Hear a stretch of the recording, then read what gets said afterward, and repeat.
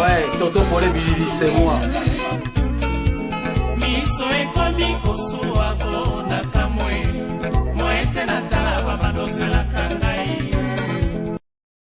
Et ils ont eu donc des Congolais par la corruption, ceci, cela. Ils l'ont fait marier à la sœur de James, à une Tutsi. Directement. Il a abandonné sa femme à Kinshasa. Oui, il a abandonné sa femme à Kinshasa avec les enfants. Vous voyez encore le problème avec les Congolais. C'est grave. C'est très grave. Il nous laisse beaucoup de problèmes. Il est là et maintenant il crie qu'il veut venir. Hein? Bon, le voilà devenu un chef de guerre de la rébellion. Et ils sont allés ramasser tous les autres rebus que vous connaissez. Les Tambo et Mwamba, les Zaidi Ngoma, l'autre est là, Londa Boululu, Wamba Diawamba. Et vraiment une kermesse de gens, en tout cas corrompus et inutiles. Pardon, le Bizima Karaha, qui était mon ministre des Affaires étrangères, que je croyais congolais.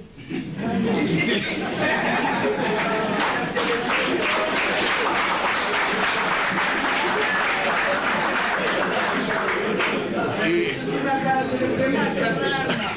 à ma très grande surprise, quand j'avais demandé à cette armée de se retirer, et avait déjà fermé des valises, ils disent, leur armée se retire, ils se sentent en insécurité. Je dis, mais non, votre armée reste. C'est l'armée rwandaise qui se retire. C'est pas la vôtre. Mais ils ont disparu. Et j'ai compris qu'ils n'étaient pas congolais alors. Parce que l'armée qui s'est retirée était rwandaise. Ah oui. Un ministre congolais, un ministre d'État a disparu. Un ministre des Affaires étrangères a disparu. J'ai dit, nous étions infiltrés alors. Infiltrés au sommet de l'État. Alors ainsi on aura pu découvrir des documents où Kagame dirigeait ces gens-là, où il complotait pour que les Tutsis prennent la tête de ce grand pays qui n'est pas le leur. Alors ça en est trop, hein. Ce pays ne leur appartient pas. Ils veulent en prendre la tête. Quoi? Mais c'est pas possible, ça a été très grave. On a vu tout ça, si seulement on l'avait su avant, ça aurait été bien. Mais le conflit a éclaté après. Ils tentent le conflit, ceux qui n'ont pas pu réussir avec le coup d'État, qui avait échoué le 2 août. Et maintenant, je le vois en train d'échouer encore. Notre peuple se défend. Je suis très heureux que vous tous ayez pris conscience de la gravité de la situation pour nous mettre tous ensemble, tous les partis politiques confondus, chez nous. Tous les Congolais se sont mis ensemble derrière le gouvernement. Ils m'ont soutenu, je dois l'avouer très sincèrement. Et je ne sais même pas ce que je ferai pour les rendre ce qu'il faut.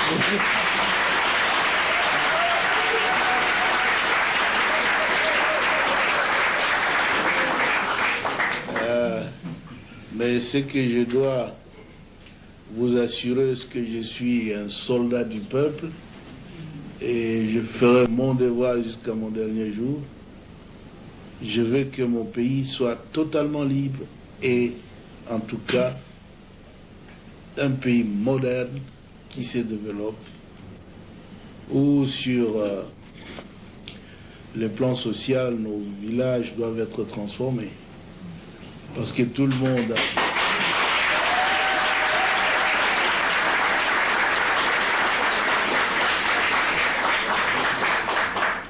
beaucoup de nos élites, beaucoup d'intellectuels, beaucoup de citadins, de gens de ville qui sont habitués à la vie, ont peur de rentrer dans nos villages. C'est parce qu'il n'y a pas de vie là-bas. Nous étions donc engagés dans un programme de reconstruction qui a commencé à porter fruit. Et tout cela sans assistance extérieure. Parce que les habitudes politiques en Afrique, c'est qu'on doit attendre de l'aide de la France, des États-Unis, de l'Union européenne, de la, de la Banque mondiale, de ceci, cela. Mais nous avons dit, depuis quand nous luttions, longtemps, nous disions que notre lutte, c'est la lutte de l'intelligence contre la force brute. La force brute,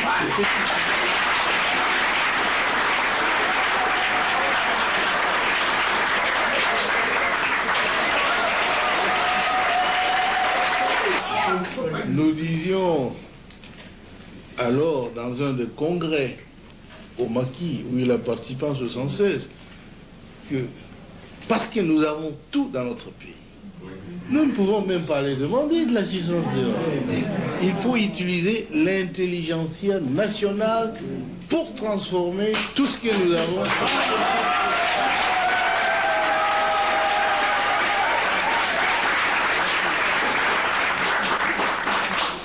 Ainsi donc, lorsque nous sommes arrivés au pouvoir, fort de cette conviction-là, et jusqu'aujourd'hui, nous essayons de transformer nos richesses, notre monde, l'environnement économique, social, culturel, avec l'argent de notre pays. On n'a jamais reçu un seul sou d'ailleurs.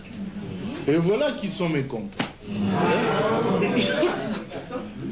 Ils ne demandent pas à la Banque mondiale, ils viennent avec des plans actifés ailleurs, qu'ils ont toujours présentés pendant 37 ans du régime neutre.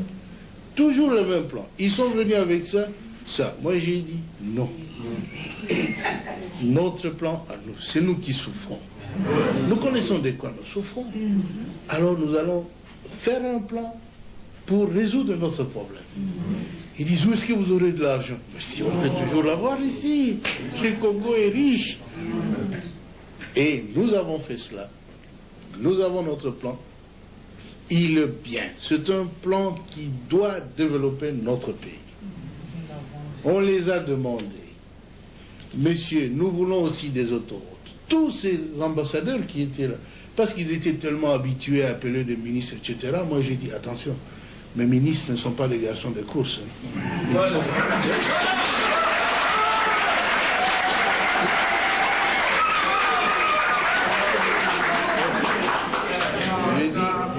J'ai dit qu'il faut laisser le ministre résoudre le problème du pays. Si vous allez continuer à les appeler la nuit, des coups de téléphone, qu'est-ce que vous traitez avec eux? Chez nous, nos ambassadeurs ne vont pas faire ça. Ils ne sont pas capables d'appeler des ministres belges ou français ou américains qu'ils aillent chez l'ambassadeur congolais qui va leur dire des choses qu'il faut faire. Non. Et si vous ne les faites pas là, chez moi, je ne vais pas. Ils trouvent que je suis têtu, arrogant. Je dis, mais c'est pourtant la vérité. Chez vous, ça passe bien. Ça doit aussi passer bien chez vous. Ne vous immiscez pas dans nos affaires. Alors, comment est-ce que vous allez avoir de l'argent? Vous ne ferez même pas 3 mois. Moi, il dit, 3 mois? Mais je ferai plus que 3 mois.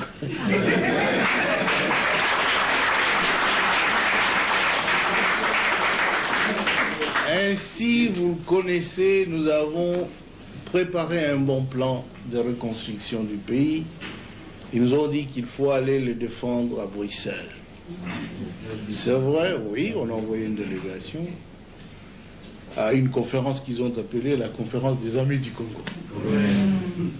Disons, jeunes hommes, allez-y, défendez notre plan. S'ils vont donner de l'argent, c'est bien, mais moi je les ai prévenus qu'il n'y aura pas de l'argent à donner au Congo. Parce qu'ils savent bien, nous ne sommes pas en train de servir leurs intérêts. Si nous étions en train de servir leurs intérêts, ils donneraient quelques primes d'argent pour nous corrompre, pas pour développer le Congo. Alors maintenant, il faut un choix. Ou vous êtes pour le peuple, acceptez de rentrer sans argent, ou tu es pour eux, bouffe leur argent, rentre travailler pour ton peuple. C'est fini. Ils ont apprécié le plan et ils ont commencé à faire des éloges. Oh là là, c'est le premier plan cohérent qu'ait présenté ces pays-là. Toutes ces années, le Mobutu ne faisait pas de plan, mais il le faisait bien. Ils ont dit ça, c'est un plan cohérent, ceci, cela, mais il faut travailler avec la Banque mondiale, il faut travailler avec ceci. Ils sont revenus, on va ouvrir un trust fund, un compte Kober, c'est-à-dire un panier où ils vont jeter de l'argent. Jusqu'aujourd'hui, hier, le ministre du Plan ici me disait, Président, il n'y a que 13 millions. Quoi 13 millions, et encore que nous n'avons pas le droit de toucher à ces 13 millions. Parce que pour toucher les autres, et nous-mêmes, nous sommes nulle part. Et ils veulent dire dans quel secteur cet argent doit être utilisé. Moi, je les ai dit, alors là, ils peuvent oublier. S'ils veulent nous contrôler de cette façon-là, on n'a pas besoin de cet argent. 13 millions, c'est quoi? D'abord, il me disait qu'il y avait 80 millions. 84 millions. Moi, j'ai dit à tous ces ambassadeurs de l'Union européenne, mais 84 millions pour le Congo, c'est quoi? Nous avons beaucoup de moyens de faire sans cela. C'est $2 par Congolais. Oui. Nous avons moyen de faire sans vous, sans cet argent. Et nous ne voulons pas de conditions. En tout cas, je les ai dit, avec votre argent, nous on continue.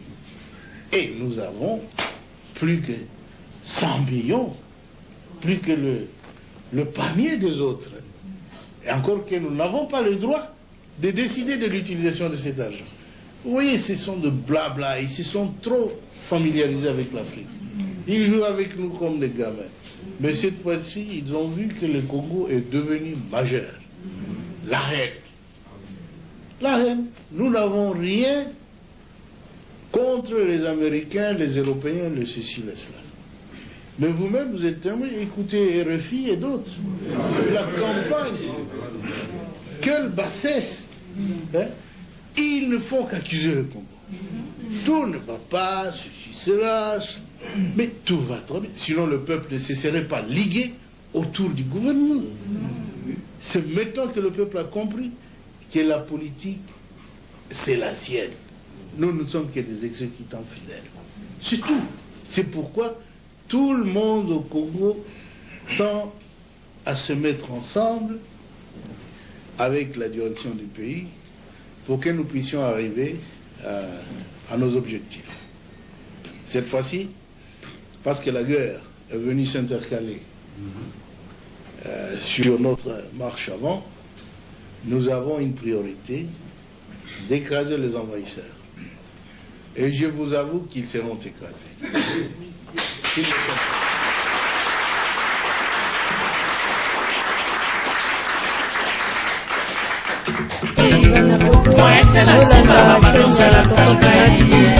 oyo etindolaka baimage ya kala Niko Bafungu Asi toza na chaîne ya Toto Polem Bilili chaîne esepesaka bino nyonso na pepelu bakala Toto Polem Bilili toujours Toto Polem Bilili baarchive okapela baarchive oyo epatama na basambe olingo yoka pena oyoka yango mosusu te wana tokoya basino partout Toto Polem Bilili balali Ouais, Toto Polem Bilili, c'est moi. Miso ekomi kosuwa ko na kamwe moete na tala baba nosalaka ngai